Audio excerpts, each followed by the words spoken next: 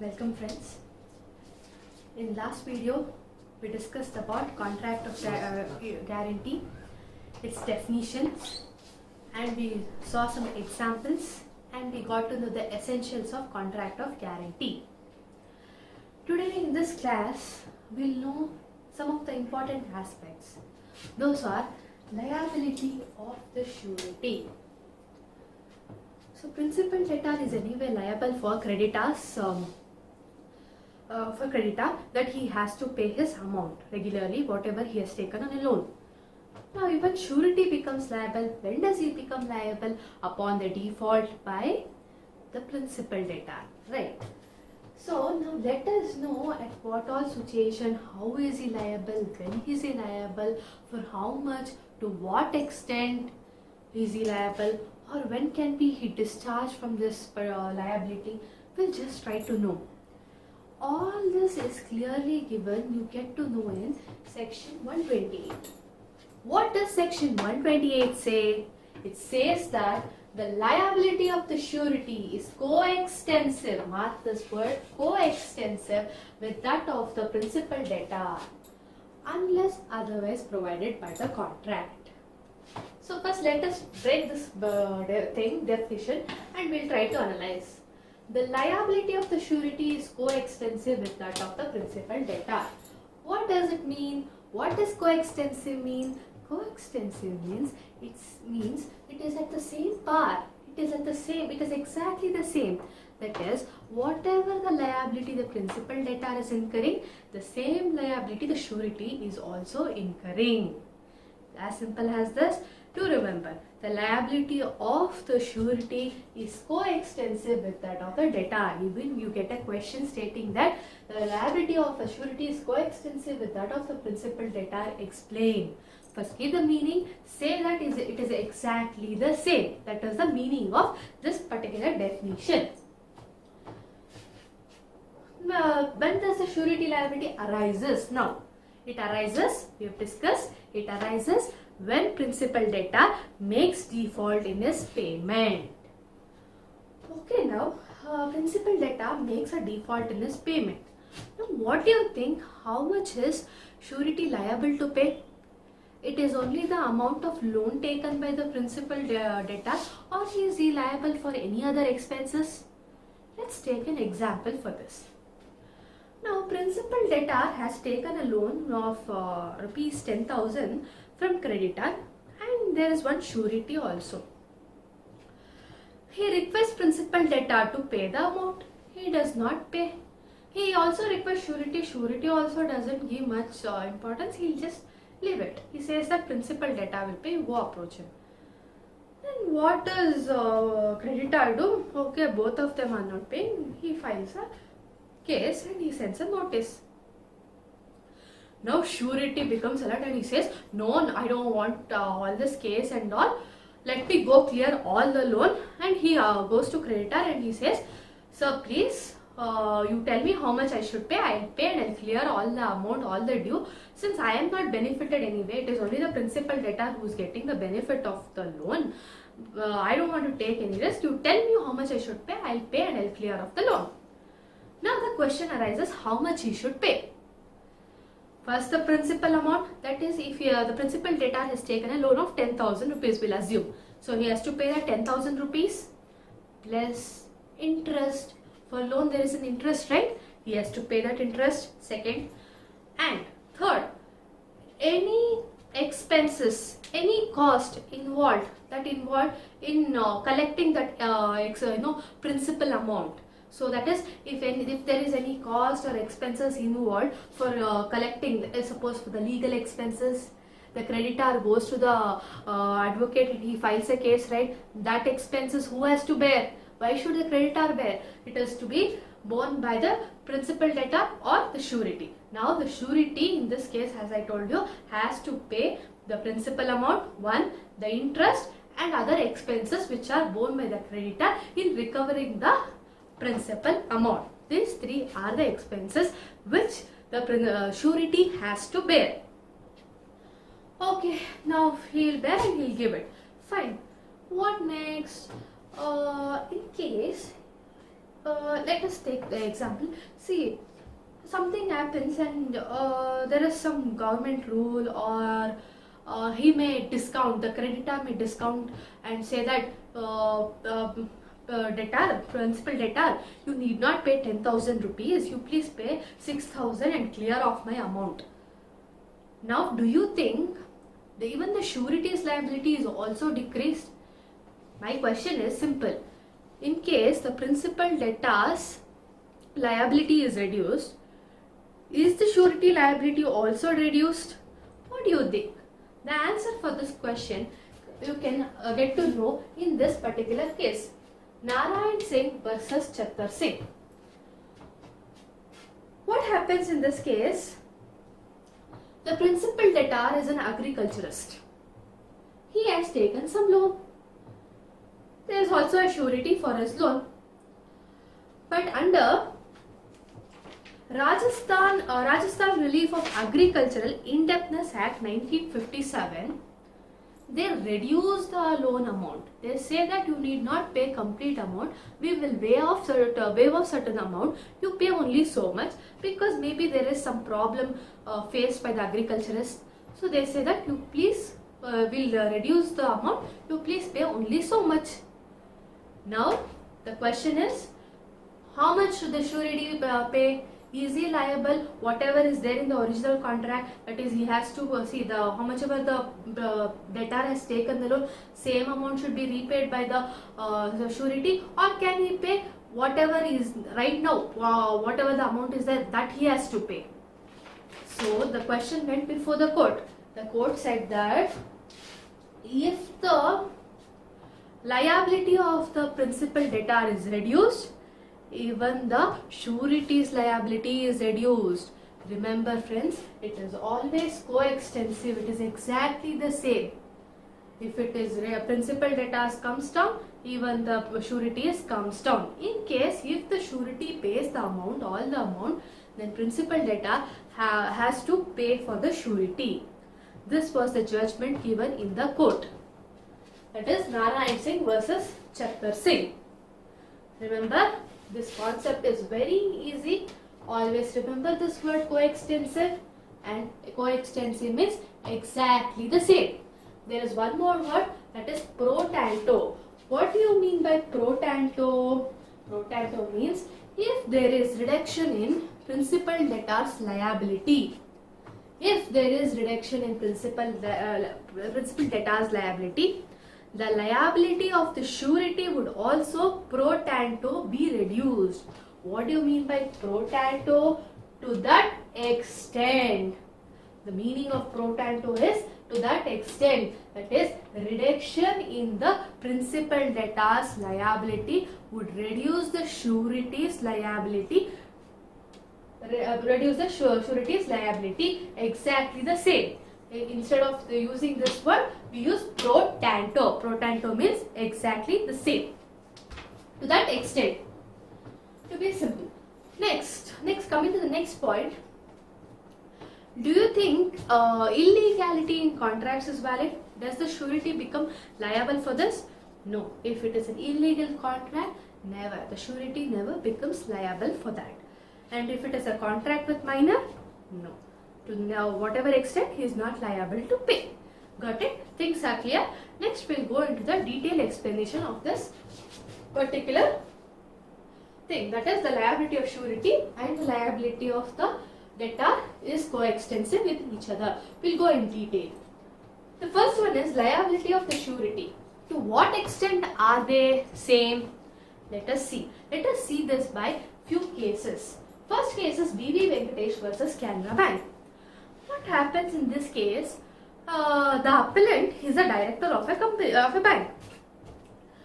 He resigns from his post being a director, and he also has given many guarantee. He has been a guarantee for many loans during his post. That is, when he was serving as a director, he was a surety to many loans. So he says in his letter, when he gives his letter of resignation, he says in his letter, I am resigning, I am relinquishing my post, as well as please discharge me from the guarantee, me being guarantor me being guarantor or surety. He leaves a letter. Later on, after some years, there is a case filed against him, making him liable as a surety for a loan. Now, what does the court says? Court says that, see, there is a letter clearly stating that he has resigned from his post, he has relinquished from his post, and he also doesn't want to continue further as a guarantee for any loans taken in the bank. So it is very much clear he has already relinquished his post and he is discharged from being a guarantee. So he is no more liable as a surety. One more additional point to be noted here is this application was actually a time barred one. So from taking all this into consideration, he was not liable. That is, the appellant was not liable as a surety. This is just to tell you to what extent he is liable, when is he liable. Got it? So I think this case is clear. We'll go to the next case, Syndicate Bank versus K. Manoharan. What happens in this case? The principal debtor approaches the bank for a loan. The bank happily gives the loan and says, we don't want any guarantee or surety, we'll provide you the loan. But what does the principal debtor do? He brings a person as a surety. And both of them agree voluntarily and say that I will be a surety, and in case of any default of my principal debtor, I will pay the amount. Now, the principal debtor makes a default in his payment. Now, what do you think? Is the surety liable for this transaction, for the default made by the principal debtor? What was held in court? The court said that yes, the surety is liable for this particular transaction, that is default made by the principal debtor, because they have accepted, they voluntarily come and he has accepted to be a surety. Moreover, one more thing was also told that principal debtor and the surety are jointly and severally liable to pay. They both together have to pay. This last point, whatever I said now, jointly and severally, this has been clearly explained in the next case. I think you're clear with the case. The surety voluntarily comes without the bank asking. Does he become liable? Yes, he has become liable for the default made by the principal debtor. This is the gist of this case. Now let's go to the next case. State Bank of India versus B.N. Ananthakrishnan. What happens in this case? There are 6 defendants in total, which includes both surety as well as principal debtors. So here what happens, the bank, in order to recover its amount, it sells the property which is given by the defendant number 6 to the bank. They have hypothecated the property, they have given it as a pledge to the bank. So what they do is, they take only defendant number 6 property and they sell it, and whatever the proceeds they get, they happily keep it. Okay, that actually becomes correct. Whatever the loan they have taken worth 25 lakhs, they get the 25 lakhs proceeds from the sale proceeds of defendant number 6 property, and everything is okay, fine, they have recovered the amount. Now the case goes before the court. What is the case is, why only defendant number 6 property is to be sold? It is a hypothecated property. Why only defendant number 6? There are defendant number 1, 2, 3 and 4, defendant 3, 4, 5. So there are 5 defendants, leaving them only defendant number 6 property has been hypothecated and sold. Why is it? Why is it so? So the court said that the very important, what we require pertaining to this particular topic is, court said that the principal debtor and surety are jointly and severally liable. So the property of defendant number 1 to 6 are jointly and severally liable. You can't just go and sell the defendant number 6 property. They are together. Everybody's property is liable, and you have to recover your proceeds from everybody's property. You cannot go and sell only defendant number 6 property.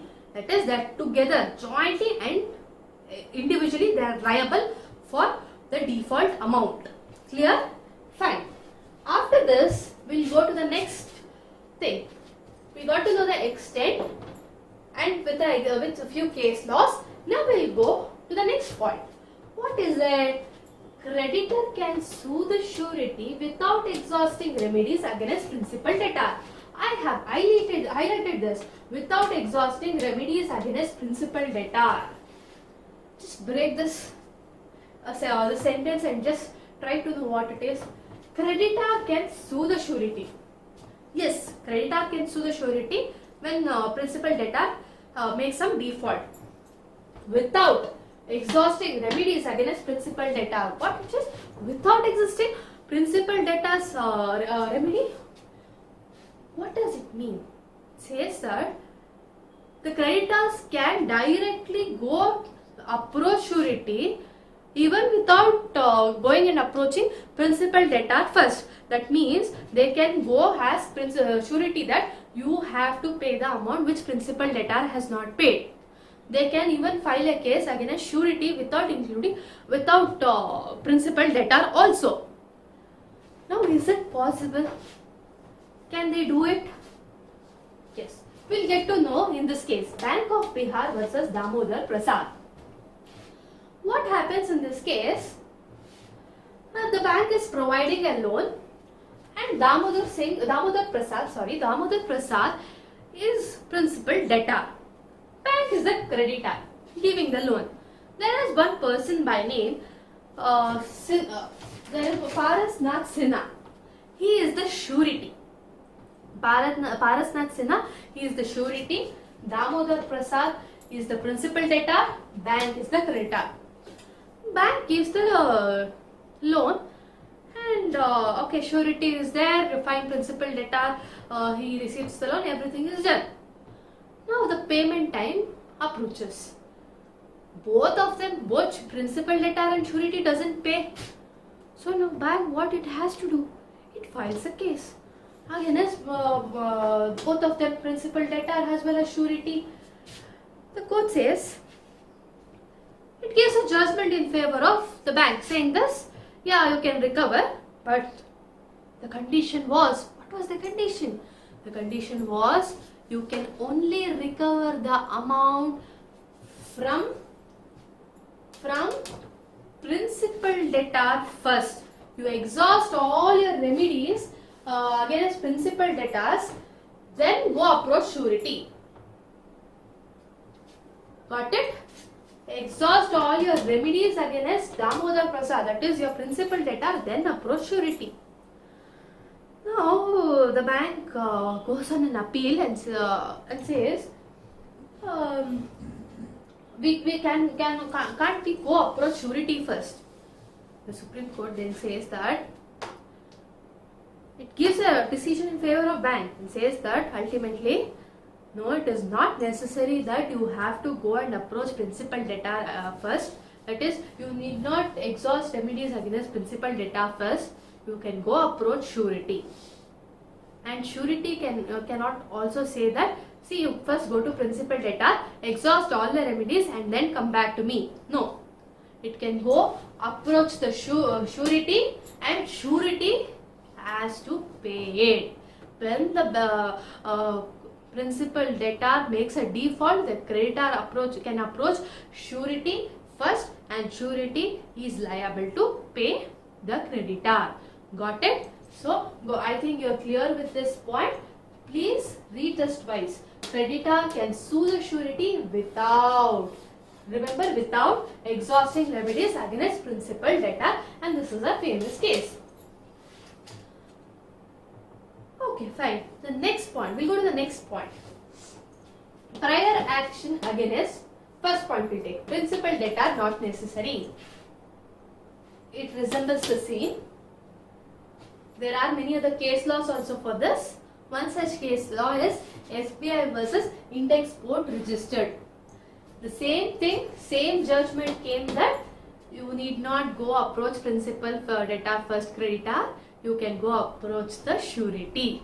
Got it? So prior action against principal debtor not necessary. That means that first action against principal debtor is not required. They can go approach the surety. Simple. The same judgment was given in SBI versus Index Board registered. The next one, prior action against pledged goods not necessary. Pledged goods. What are pledged goods? When a loan is taken, they ask for a pledged goods. They ask them to give something as a security, even the surety is also there. Sometimes even surety has to give some goods as security for the creditors. So it says that you need not proceed against the pledged goods first. You can approach surety first, or it is at their choice. They can approach surety or debtor first, principal debtor, and then they can proceed against the pledged goods. It is not necessary that they have to first, whenever there is a default, just go take the property and sell it and recover the amount. No, not necessary. They can approach surety first or the principal debtor, and if at all they don't pay upon continuous insistence, then they can sell the pledged goods and recover their amount. Simple? Got it? Okay, next. Limit on liability. You can take it as limit on surety's liability. What is this limit on surety's liability? Let's go back here to the main heading. The liability of the surety is coextensive with that of principal debtor. Just analyze this from this point. Unless otherwise provided by contract. We'll try to connect this and this. Limit on liability, surety's liability. What it says is, I first explain you what is this limit on surety's liability, and then I'll come to this. What it says is, see, I'll give you an example for this again.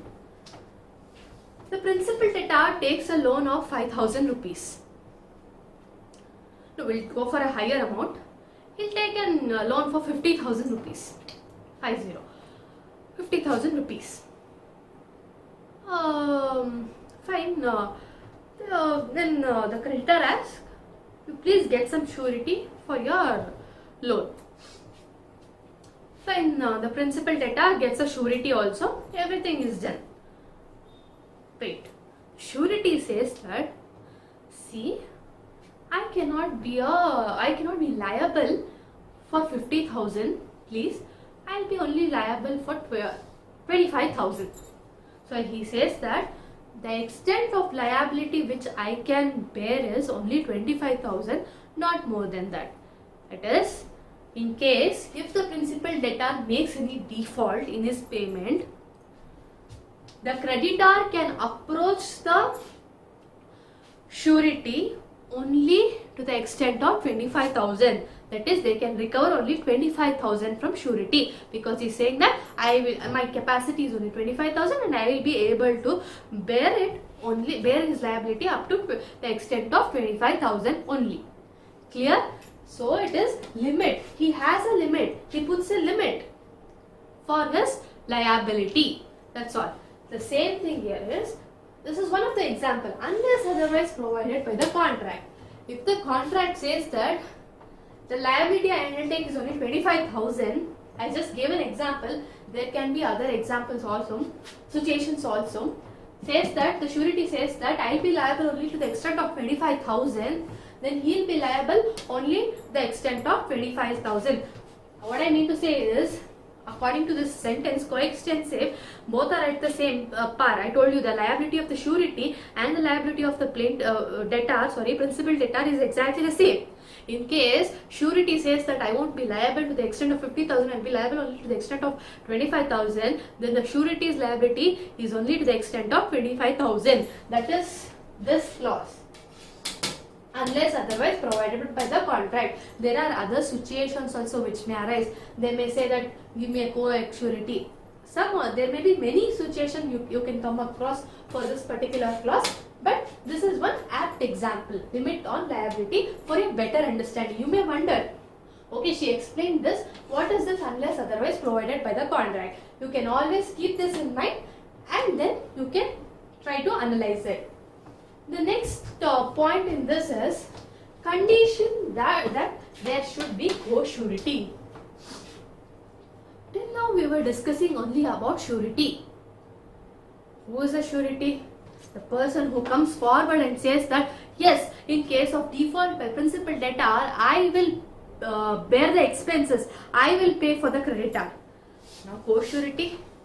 Who is co-surety? Don't worry friends, it is same.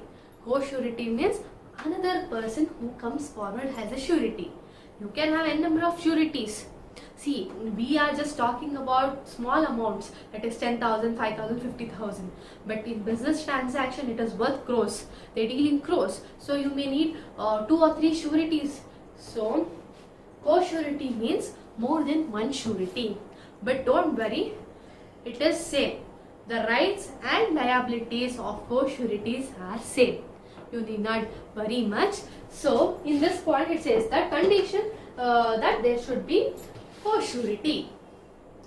If there is any condition that there should be co-surety, what is the liability of surety? We'll get back to the example. Principal debtor, he takes the loan for 60,000 rupees. Now surety 1, he comes and he says, I will take the liability up to the extent of 30,000. But the creditor says, I'm not very happy principal debtor. I want to be secured. I want surety for the complete amount. Then principal debtor approaches one more friend of his and he says, please come and be my surety for 30,000. My another friend is a surety for 30,000. You be a surety for 30,000. So it is together 60,000. It will be very helpful for me. I am starting my new business. So okay, the surety number 2 also agrees and he comes.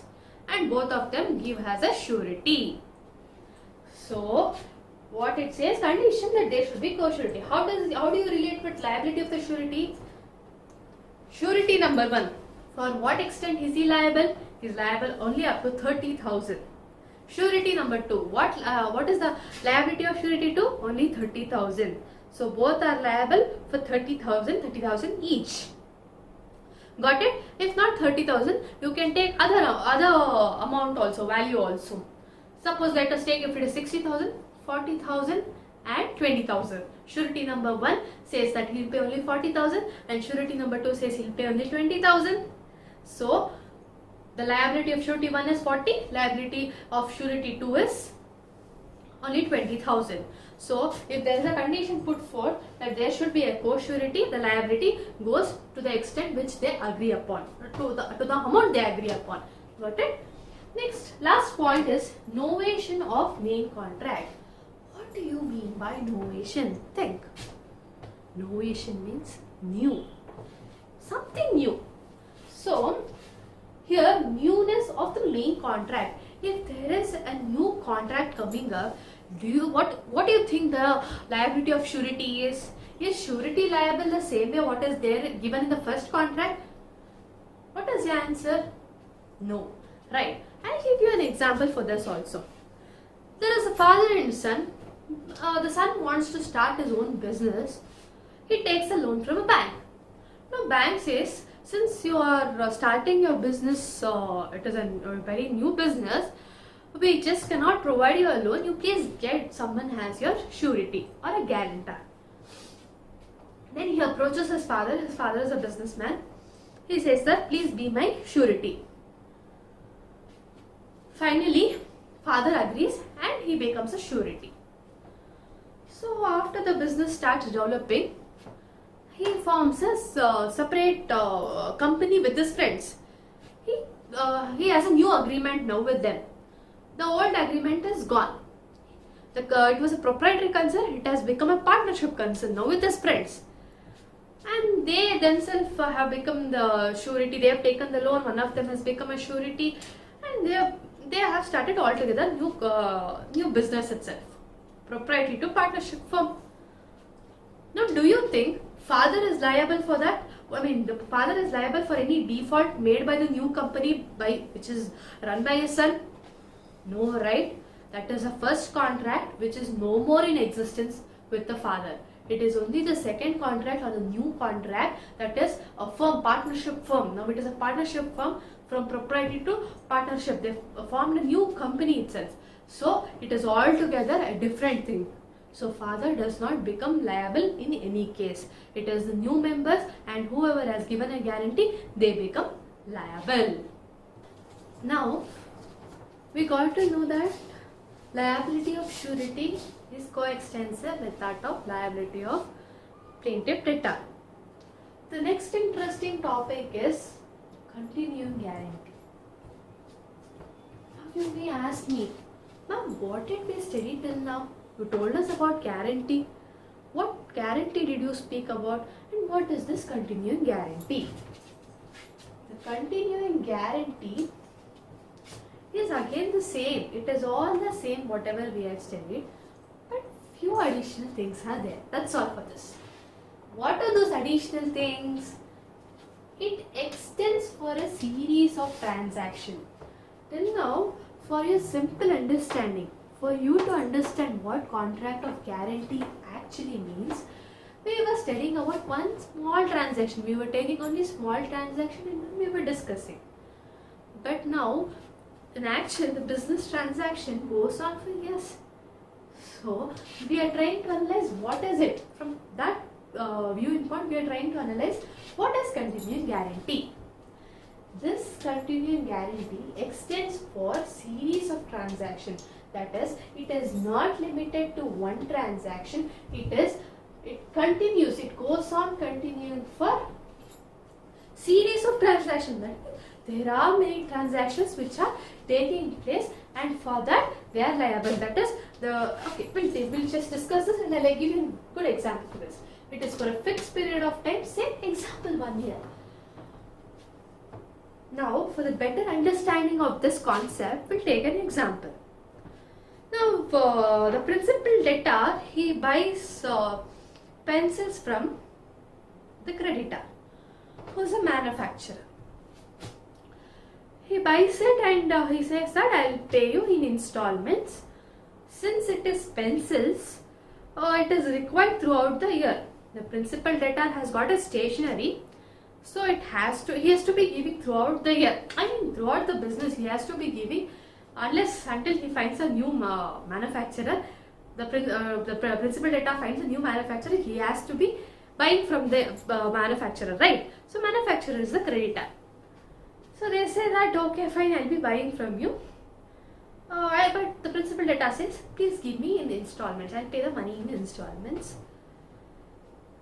Then the creditor says, you please bring me a surety, so that I'll be having an assurance. I will feel that I'm on the safer side, that somebody else is there in case if you fail to pay, somebody else is there to repay that amount.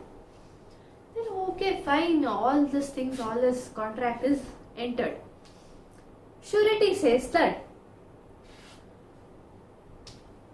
see, I'll enter into the contract stating that I will be liable for the default made by the principal debtor for the period of 1 year only. That is only for 2020, I'll be liable, that's all. And to the extent of 1 lakh.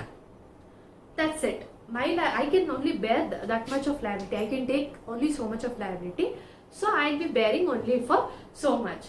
So how much ever pencils can be given to the principal debtor on loan, but the surety is liable only till the extent of 1 lakh rupees for 1 year.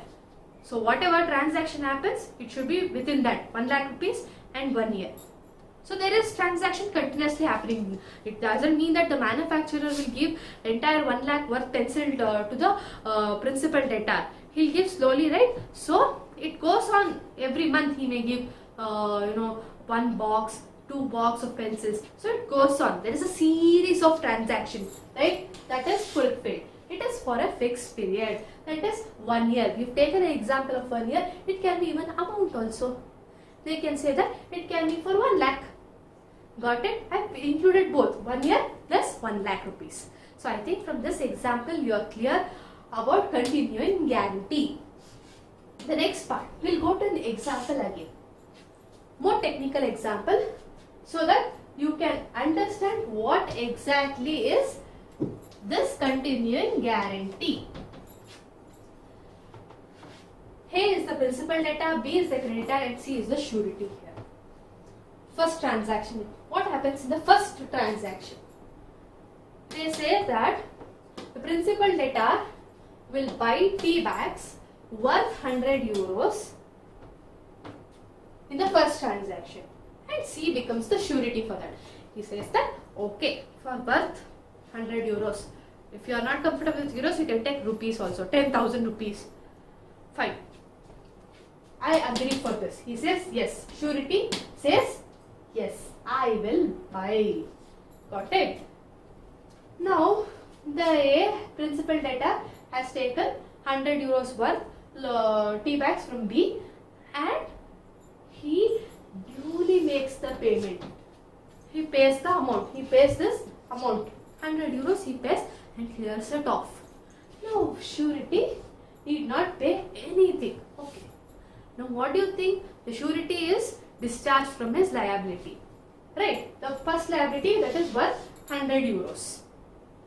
Now, again these two parties, A and B, principal debtor and creditor, again enter into a contract. For how much? 200 euros worth tea bags.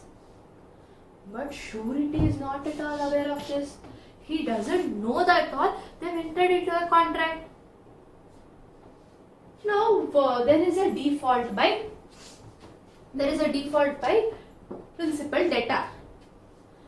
What happens here? There is one small catch.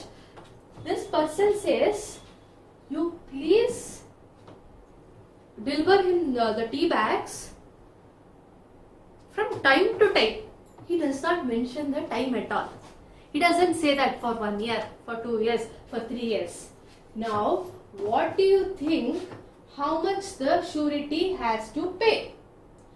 For how much is he liable to pay? He is liable for 100 euros. Out of 200, 100 euros he is liable to pay because he does not mention the time as well as the amount. He just says from time to time you deliver my friend debtor the tea bags, I will take the responsibility. That's why to the extent, what is the extent he has taken? Only 100 euros. So to that extent he is liable. Got it? We'll go to the next example. That is Ram, Lakshman and Bharat. Ram is principal debtor, Lakshman is creditor and Bharat is surety. This is quite interesting examples and you get problems on this in your question papers. First transaction, what happens? It is for 5 sacks of flour. Ram requests Lakshman, you please give me 5 sacks of flour. I'll pay you the money in installments. That is for a month. For 1 month, 5 sacks of flour. And Bharat is a surety and he says that Lakshman, the creditor, you give my friend, principal debtor Ram, 5 sacks of flour. I assure you the payment for 5 sacks of flour, whatever it is the amount, for the period of 1 month only. See, this man is intelligent. He says that for 1 month you deliver him 5 sacks of flour and I will take up the responsibility on his default to pay you that amount. Then this surety says yes and then this transaction closes. Now again the second transaction comes into picture. There these two, plaintiff debtor and creditor, that is Ram and Lakshman, are in contract for 4 sacks of flour. Surety is not aware of this. What he has done? He has told only for the period of 1 month. This is after 1 month. So what happens? Do you think the surety is liable for this transaction? No. This is after 1 month and he doesn't become liable because he is not even informed about this particular contract. So in case of default by principal debtor, he does not become liable. Please do keep in mind that it should not be in a vague terms. It should be in the proper terms when it comes to continuing guarantee. If they say just time to time you will enter into a contract, No, there should be a proper time, say 1 year, 6 months, 3 months, it should be mentioned, and even the amount also can be mentioned for this. So clear? I think you're clear with the continuing guarantee. Remember, continuing guarantee means it extends for a series of transactions for a fixed period of time. You can just give an example of 1 year and give this example also. Why I gave you this example is just to tell you it should be the whatever whenever you enter into a contract, it should not be vague. It should be very clear and precise. Here it was clear. It stated that it is for 1 month. So it was damn clear that it is for 1 month. That is why the surety is saved from the liability. We got to know what is continuing guarantee. Now after that, the next topic is discharge of surety from liability. We studied what is the liability of the surety, to what extent is he liable. Now we'll study a new topic called discharge of surety from liability. What is discharge? Discharge means he wants to come out of being a surety to the principal debtor. He no more wants to be a surety. He wants to step out from being a surety. So there are different modes by which he can discharge himself being a surety. As per Indian Contract Act, there are 7 modes through which he can come out of being surety. Let us study one by one. The first mode is, you can say, by revocation. Now before going to what is by revocation, let's try to know what do you mean by revoke. Revoke means basically it means cancel. He doesn't want to be surety. I want to cancel. No, I don't want to be a surety. That's all. Revoke means cancellation. Do remember this. Understand the simple meanings so that you can answer the question. Revoke means cancel. So this by revocation method is given under section 130 of Indian Contract Act. How can you revoke the transaction? If I told you before, I told you in continuing guarantee that there are 2 guarantees which we studied. One is continuing guarantee, another one is only one ordinary type of guarantee. In ordinary guarantee, what happens? They enter into a transaction for a particular time and they say that it is only for one transaction, not a series of transactions. One transaction, one shot, everything is completed. If principal debtor pays the amount, the surety does not come into picture. If principal debtor does not pay, surety has to pay, and everything is completed. Whereas in continuing guarantee, it is a series of transactions, right? So when it is a series of transactions, it is for some years or some months. So at that time, he wants to revoke. That is, he doesn't want to be guarantee in the transaction. That is, it is a series of transactions are taking place, and he doesn't want to be a guarantee now. How can he come out? It is by revocation. Under this revocation, the guarantee which is entered should be a continuing guarantee. There are conditions for that, which is given in section 130. First one is, it has to be a continuing guarantee. That is, there should be a series of transaction. Second one, it is regards to the future transaction only. See, what happens if you are revoking to be a guarantee today, then your liability ends today, or if you give some particular date, it ends that day.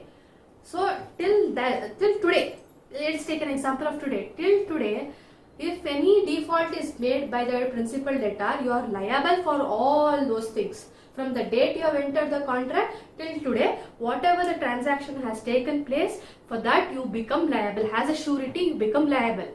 And for the future events, for the future transactions, let us be specific, future transaction, you won't be liable as a surety. Clear?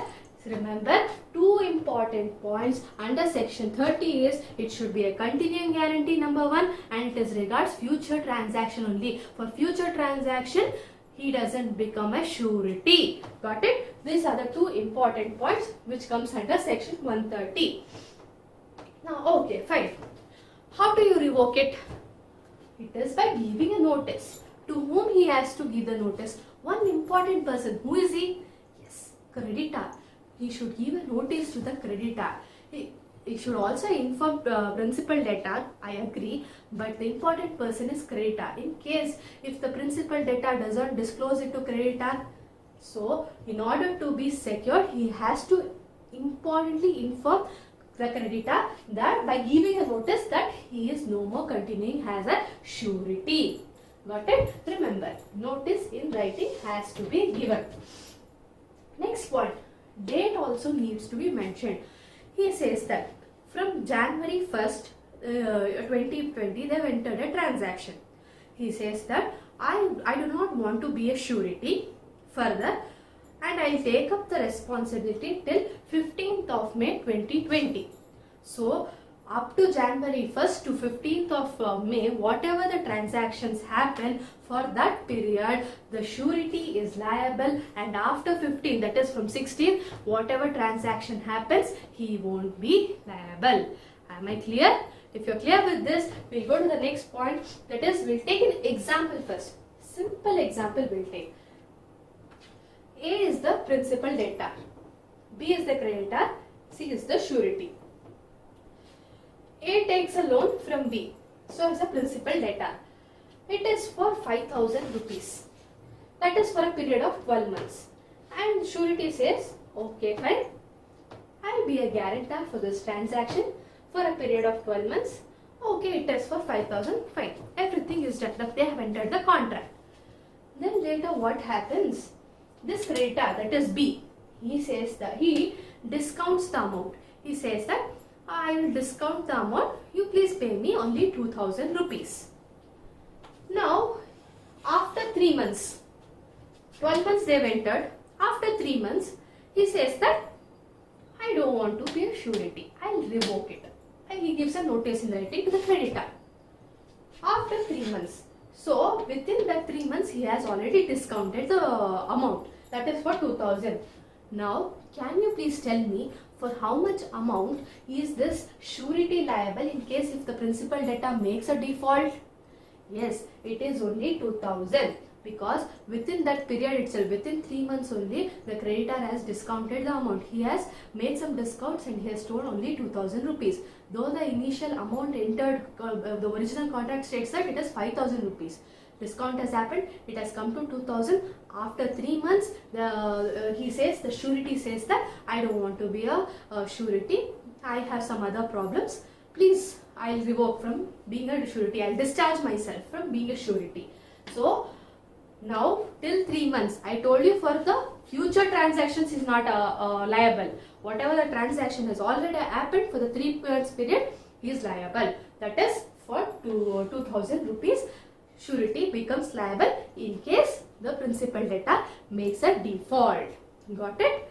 Now we'll go to the case law. Offered versus Daves. What happens in this case law? Again, we'll take the same example, A, B and C. A is the principal debtor, B is the creditor and C is the surety. The case is very simple. They take a loan again, and what is the, for a period of 12 months they have entered into a contract. Okay, for the period of 12 months whatever happens, I will take the responsibility. Then everything is done. Then the creditor, he keeps, there are so many bills. Every month he'll be getting certain bills. I mean, see, they have bought some, they'll purchase some goods. Every month he keeps sending the slip. So this is the amount you have to pay, this is the amount you have to pay, this is the amount you have to pay in this month, April, March, June, July. So they'll be sending. So they say, the creditor, what he does, he is a friend of surety, so he'll say, I will discount some amount for you. You become only liable for so much. So he'll be discounting for surety sake. So he'll be discounting certain bills and he'll be sending that. Then after a few months, surety says to creditor, he says, see, I'll give you a notice. I cannot be a surety. I have to start my own business. I have other responsibilities, so I don't want to be a surety. Then creditor knows this, but he still keeps continuing to discount the bills. He said, then finally the principal debtor, he doesn't pay at all. He makes a default. Now the creditor goes and files a case against surety that he has to repay my amount. I have even discounted the bills. Now, do you think that the surety is liable for this transaction? whatever is in the notice is given clearly in writing that he doesn't want to be a surety henceforth. Still, he keeps discounting the bills and he keeps sending it. So who is liable for this? Surety is not liable, it is the creditor's fault. So it is not the liability of the surety. Remember, here surety's liability doesn't arise at all. So surety is no way liable. This is the case. Law Offord versus Davis. This is the facts of the case. Got it? So remember, by revocation means, revoke means you are cancelling. So it should be a continuing guarantee and it should be regards future transaction, only for the future transaction. We'll go to the next mode. By surety's death. It is given under section 131. By surety's death, if the surety dies, who will be responsible? Fine. If the surety has died, the contract closes and the surety is discharged. But wait, if there is a condition that he gives in the contract, in case of my death, the surety, my legal representatives will take over this liability. If he mentioned this thing in clause in his contract, then his legal representatives become liable. They continue as a surety after the surety's death. Got it? This is very simple. Upon surety's death, the contract of guarantee, under contract of guarantee, the surety is discharged. If he mentions in his contract that my legal representatives become liable after my death, then they become liable. Got it? This is under section 131. Simple. By variance in the terms of contract. This is mentioned under section 133. What do you mean by variance? Variance means certain changes. Now, what happens? We'll take this example again. A, B, and C. They've entered into a contract with a certain loan amount. Take for example 5,000, and the surety he's agreed. He says that I'll become the surety for this 5,000 everything. But suddenly there is some change in the contract itself. They've included something. See, I will pay you by other method.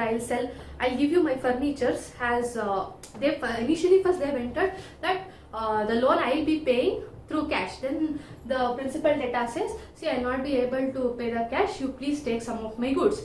But surety is not aware of this. There is a change in the contract, right? So that variance in terms of a contract discharges surety from his liability. Surety should at least know the mode how he is returning the money, what is a transaction, not completely, at least which is relevant to him. He should be knowing it. Is the debtor paying his amount? How is he paying? When is he paying? All those things need to be known by surety, because he is not benefited from this transactions at all. He has no benefit at all. It is the principal debtor who has got the benefit, and it is his duty to tell him that how is he repaying and is he repaying it timely. That's all. So variance means change in the contract between principal debtor and creditor. The section 133 says that any variance in the contract that takes place between the principal debtor and creditor discharges the surety. This is your section 133.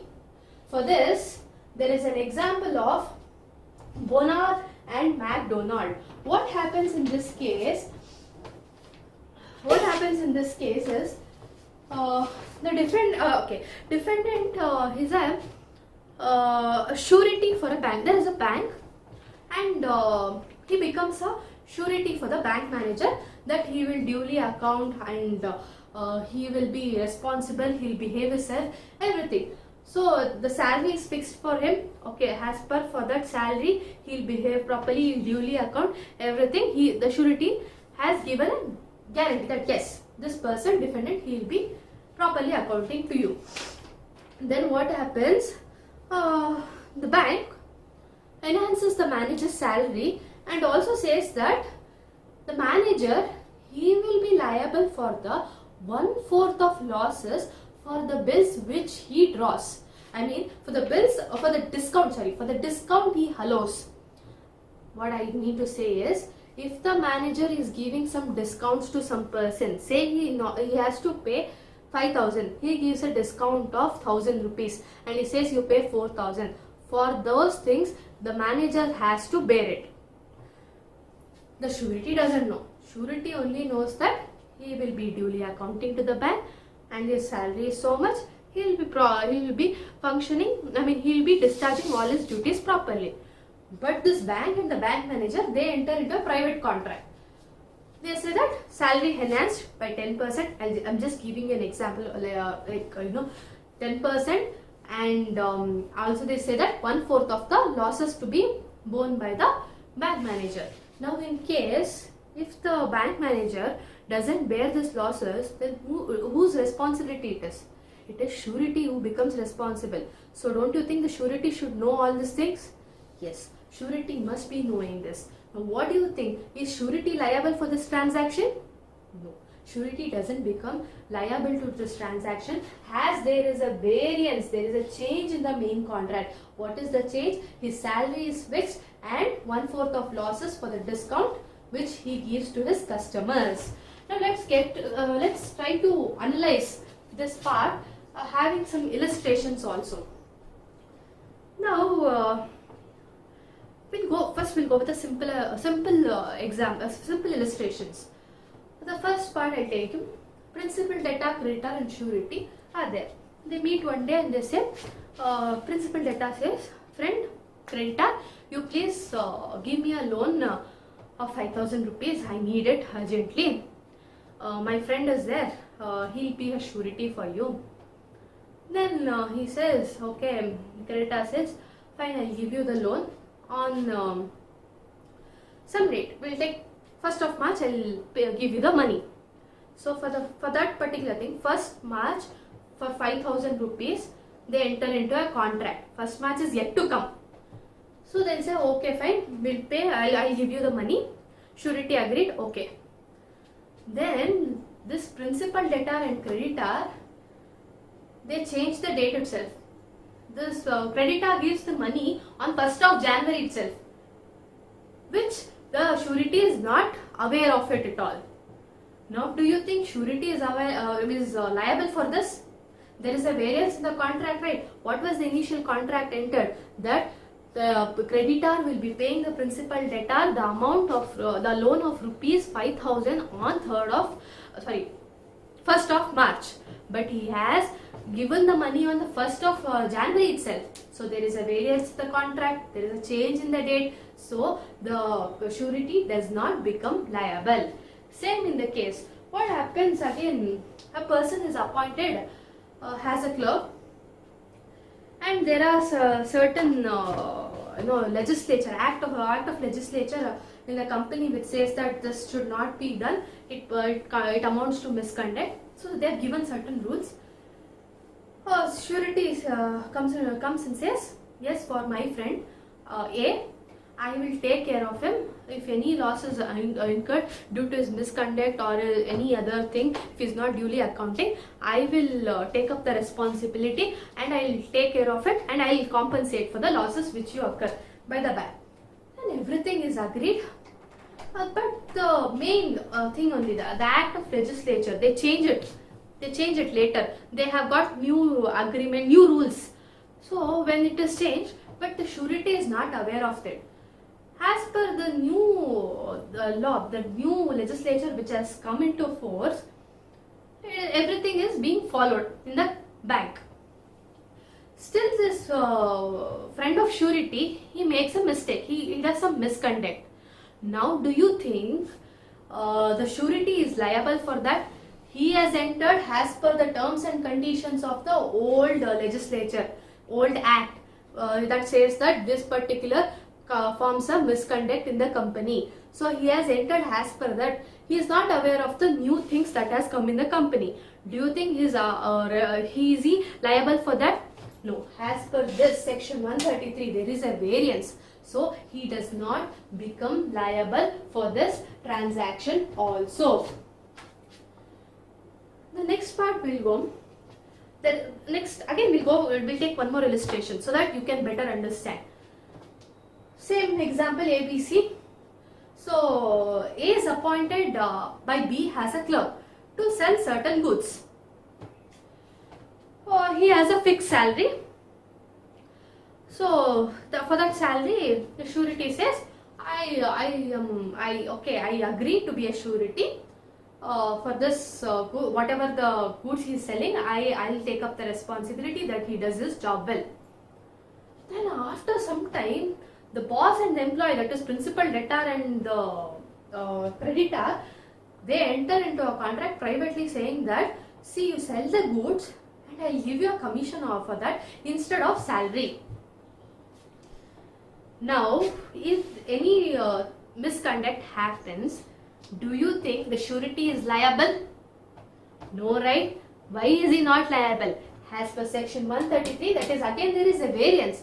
He had agreed for fixed salary. Now they are having a good, for the every goods he sells, he is getting a commission. Totally two different things. So he doesn't become liable. Are you clear with this? So by variance means there is a change. There is a change in the contract between principal, debtor and creditor. You can find many illustrations. Please do remember this. Whenever there was a change in the date, I gave you an example of 1st March and 1st January. Remember that example. The other example was a company wherein the act of legislature was totally changed. I mean, just remember, don't complicate yourself. Just remember there were certain rules which need to be followed by the employee of the company. For that, the surety becomes a guarantor. He says that, okay, my friend principal debtor will follow all these things and he won't do any misconduct. Without any notice to him, there is a new law come up. There's a new law come up, and he is not aware of it at all. So the principal debtor commits some misconduct. So is the surety liable for that? No. The third example I gave is fixed salary and commission. It is first initially surety agrees for a fixed salary, then later the boss and the employee secretly enters into a contract for commission for every goods they sell.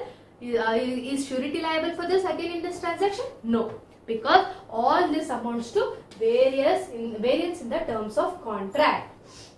So this is a case law, Bonar versus McDonald. What happens here? 1/4 of the loss has to be borne by the bank manager, that is the principal debtor, and he is getting a salary, enhanced salary, which the surety is not aware. Simple. So this is quite very simple.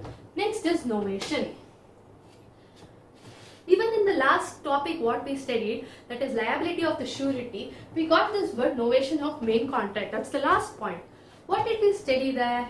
Novation means something new. Some newness in the contract. Some new feature, new thing is added in the contract. Then it forms a novation. We took an example of a father and son. Remember?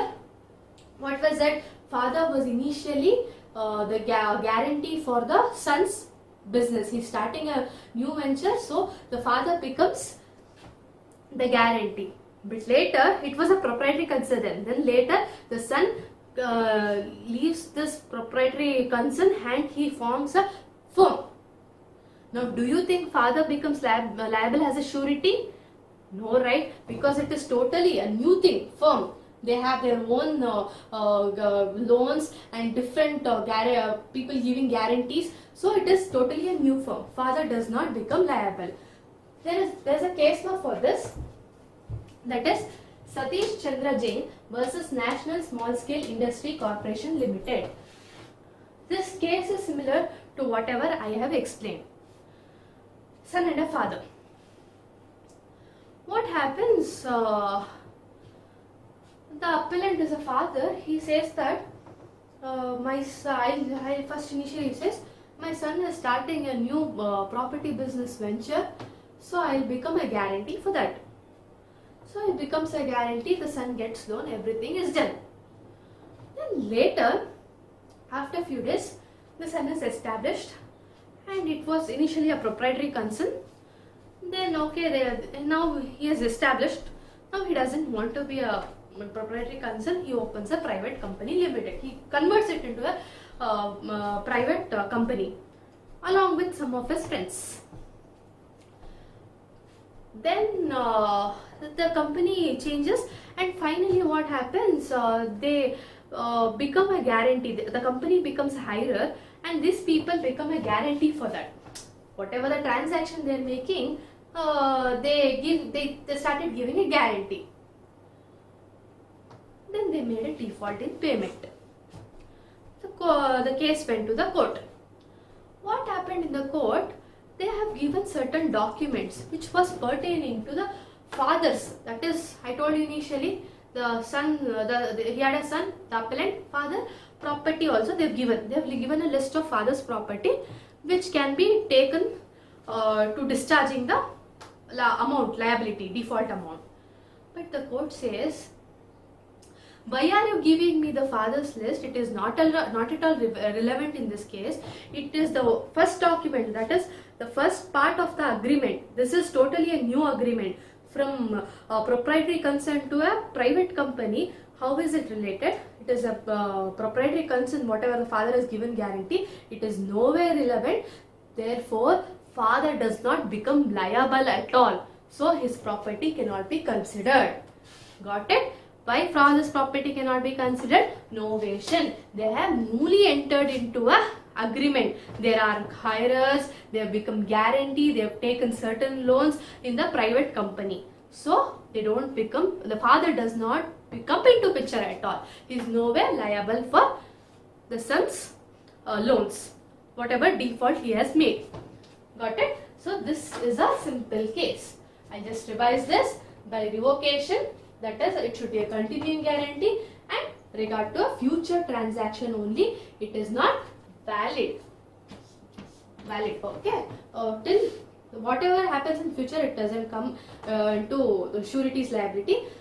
All the previous transaction from the date of entering the contract, the surety becomes liable. Please do mention some examples with the case law.